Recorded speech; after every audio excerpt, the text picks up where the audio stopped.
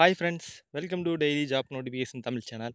நாம இன்னைக்கு இந்த வீடியோவில் என்ன பார்க்க போறோம்னா, திருவள்ளூர் மாவட்ட முதன்மை நீதிமன்றத்திலேருந்து வேலைவாய்ப்பு வந்து குடுத்துருக்காங்க. அதற்கான தகுதி வந்து பார்த்தீங்கன்னா, 8 முதல் டிகிரி படிச்சவங்க வரைக்கும் ஜாப் வந்து குடுத்துருக்காங்க. மொத்த காலி பணியிடம் வந்து பார்த்தீங்கன்னா, 100 வந்து குடுத்துருக்காங்க.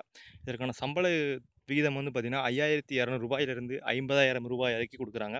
அதற்கான டீட்டெயில்ஸ் தான் நம்ம பார்க்க போறோம். வாங்க வீடியோக்கு போலாம். இந்த வீடியோக்கு போறதுக்கு முன்னாடி நீங்க இன்னும் நம்ம சேனலை சப்ஸ்கிரைப் பண்ணலனா சப்ஸ்கிரைப் பண்ணிக்கங்க.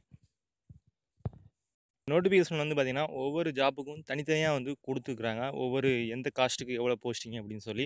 அது வந்து இந்த நோட்டிஃபிகேஷன் வந்து இருக்கு. நீங்க நோட்டிஃபிகேஷன செக் பண்ணிட்டு நீங்க அதுக்கு வந்து அப்ளை பண்ணிக்கங்க.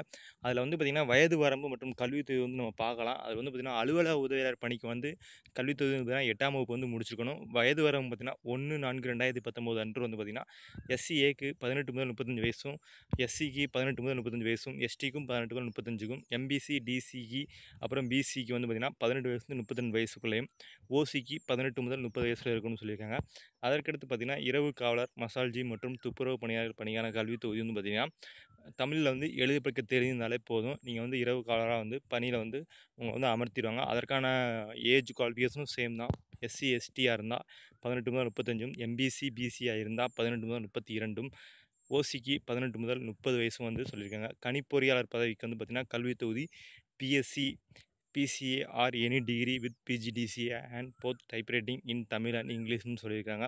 ஸோ இதற்கான வயது வரம்பும் சேம் தான். மேலே கொடுத்துருக்க வயது வரம்பு தான் கொடுத்துருக்காங்க. ஸோ இதை செக் பண்ணிக்கங்க.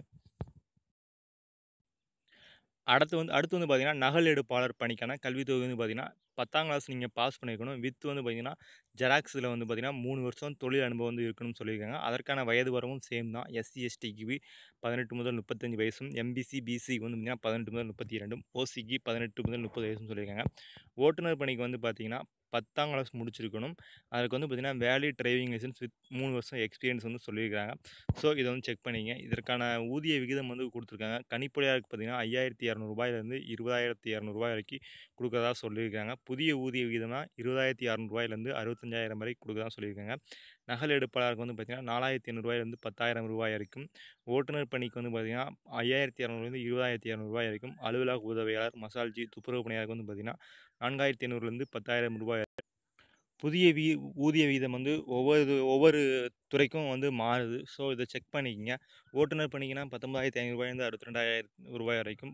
நகலெடுப்பாளருக்குனா ரூ. 16,600 ரூ. 52,400 வரைக்கும். அ அதே இது அலுவலக உதவியாளர் இரவு காவலர் பணிக்குனா ரூ. 15,700 ரூ.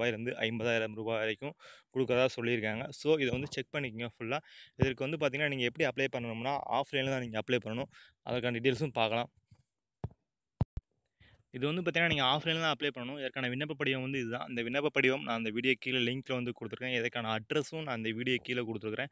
நீங்க அதில அப்ளை பண்ணிக்கங்க. இதில விண்ணப்பிக்கும் பதவியின் பெயர வந்து நீங்க அதில வந்து கரெக்ட்டா மென்ஷன் பண்ணணும். எதுக்கு நீங்க அப்ளை பண்றீங்களோ, அதுக்கான பதவியின் பெயர வந்து கரெக்ட்டா மென்ஷன் பண்ணணும். பெயரு, அப்புறம் உங்களோட அப்பா பேரு, அப்புறம் நிலையான முகவரி, வயது மற்றும் பிறந்த தேதி, கல்வித் தொகுதி இது எல்லாமே நீங்க அப்ளை பண்ணணும் அப்படின்னு சொல்லியிருக்காங்க. அதில வந்து குறிப்பா பார்த்தீங்கன்னா, விண்ணப்ப படிவத்தின் 1 முதல் 15 காலங்களும் நிரப்பப்பட்டிருக்க வேண்டும் சொல்லியிருக்காங்க. அதில ஏதாவது உங்களுக்கு தெரியல அப்படின்னா, நீங்க இல்லைன்னு சொல்லி முடிச்சிருக்கணும்னு சொல்லியிருக்காங்க. மறக்காம உங்களோட கையெழுத்த வந்து நீங்க அதில வந்து போஸ்ட் பண்ணுங்க. அதுக்கடுத்து பார்த்தீங்கன்னா, உங்களோட ஃபோட்டோ வந்து அந்த டாப் கார்னர்ல வந்து நீங்க வந்து ஒட்டிருங்க. இந்த அப்ளிகேஷன ஃபில் பண்றதுக்கான வழிமுறைகளும் குடுத்துருக்காங்க. அதுவும் நான் சொல்றேன். நோட் பண்ணிக்கங்க. அந்த விண்ணப்பத்தோட பார்த்தீங்கன்னா, என்னலாம் நீங்க ஃபில் பண்ணணும்னு சொல்லியிருக்காங்க. அதில வந்து பார்த்தீங்கன்னா, உங்களோட கல்வித் தொகுதி, வயது, முகவரி மற்றும் சாதிச் சான்றிதழ் ஆகியவற்றிற்கான ஆவணங்களின் நகல்கள் சுய சான்றப்பம் செய்து அனுப்பப்பட வேண்டும் சொல்லியிருக்கிறாங்க. விண்ணப்பங்கள் வந்து பார்த்தீங்கன்னா, பதிவு தபால் மூலமே மட்டும் அனுப்ப வேண்டும் சொல்லியிருக்காங்க. அதாவது ரிஜிஸ்டர் போஸ்ட்ல தான் அனுப்பணும்னு சொல்லியிருக்காங்க. இந்த விண்ணப்பங்கள் வந்து பார்த்தீங்கன்னா, எப்போ கடைசியா போய் சேரணும் பார்த்தீங்கன்னா, 30/4/2019 தேதிக்குள்ள வந்து அனுப்பி முடிக்கணும்னு சொல்லியிருக்கிறாங்க. அதில வந்து பார்த்தீங்கன்னா, குறைந்தபட்ச கல்வித் தொகுதி, போதுமான சான்றிதழ் வந்து இணைக்கப்படலைன்னா, அந்த விண்ணப்பம் வந்து நிராகரிக்கப்படும் சொல்லியிருக்காங்க. அதையும் செக் பண்ணிக்கங்க. அதற்கடுத்து பார்த்தீங்கன்னா, முன்னுரிமை பெற்றவர்கள் வந்து உங்களுக்கான சான்றிதழ வச்சு நீங்க அனுப்புனீங்கன்னா, உங்களுக்கான சலுகைகள வந்து குடுப்போம்னு சொல்லியிருக்காங்க. அடுத்து வந்து பார்த்தீங்கன்னா, ஒரு தபால் உறையில் ஒரு விண்ணப்பதாரரால் ஒரு விண்ணப்பம் மட்டுமே அனுப்ப வேண்டும்னு சொல்லியிருக்காங்க. அதாவது நீங்க மல்டிபிள் போஸ்ட்டுக்கு அப்ளை பண்றீங்கன்னா, தனித்தனியா போஸ்ட்ல தான் அனுப்பணும்னு சொல்லியிருக்காங்க. ஒரு ஜாப்புக்கு ஒரு போஸ்ட் தான் அனுப்பணும்னு சொல்லியிருக்காங்க. அந்த ஒரே போஸ்ட்ல நீங்க 2, 3 விண்ணப்பம் வச்சு அனுப்புனா, அந்த போஸ்ட் வந்து நிராகரிக்கப்படும்னு சொல்லியிருக்காங்க. ஸோ அத செக் பண்ணிக்கங்க. அதுக்கடுத்து பார்த்தீங்கன்னா, விண்ணப்பம் அனுப்பும் தபால் உறையின் மீது விண்ணப்பிக்கின் பதவியின் பெயரை வந்து தெளிவாக குறிப்பிட வேண்டும்னு சொல்லியிருக்காங்க. ஸோ அதையும் செக் பண்ணிக்கங்க. உங்களுக்கான டீட்டெயில்ஸ் எல்லாமே இந்த வெப்சைட்ல வந்து குடுக்குறோம்னு சொல்லியிருக்காங்க. அது என்ன வெப்சைட்னா, டிஸ்ட்ரிக்ட் இ-கோட்ஸ் கவர்ன்மென்ட்.in திருவள்ளூர். அந்த வெப்சைட் வந்து தெளிவா வந்து குடுக்குறோம்னு சொல்லியிருக்காங்க. ஸோ அத நோட் பண்ணி வச்சுக்கங்க. அடுத்து வந்து பார்த்தீங்கன்னா, இந்த வெப்சைட் வந்து லிங்க் நான் அந்த வீடியோ கீழ குடுத்துருக்கேன். நீங்க அத போய் செக் பண்ணிக்கலாம். விண்ணப்பம் அனுப்ப வேண்டிய முகவரி வந்து பார்த்தீங்கன்னா, முதன்மை மாவட்ட நீதிபதி அவர்கள், முதன்மை மாவட்ட நீதிமன்றம், திருவள்ளூர் மாவட்டம். இந்த இதில வந்து கரெக்ட்டா அனுப்பணும்னு சொல்லியிருக்காங்க. விண்ணப்பம் வந்து கடைசியா வந்து சேர வேண்டிய நாள் பார்த்தீங்கன்னா, 30/4/2019ஆம் தேதிக்குள்ள வந்து அனுப்பணும்னு சொல்லியிருக்காங்க. ஸோ, இத ஃபுல்லா செக் பண்ணிங்க. நீங்க ஒன்ஸ் அனுப்புறதுக்கு முன்னாடி இந்த நோட்டிஃபிகேஷன தெளிவா நீங்க செக் பண்ணிக்கங்க. அந்த நோட்டிஃபிகேஷன் அந்த வீடியோ கீழ லிங்க்ல வந்து குடுத்துருக்கிறேன்.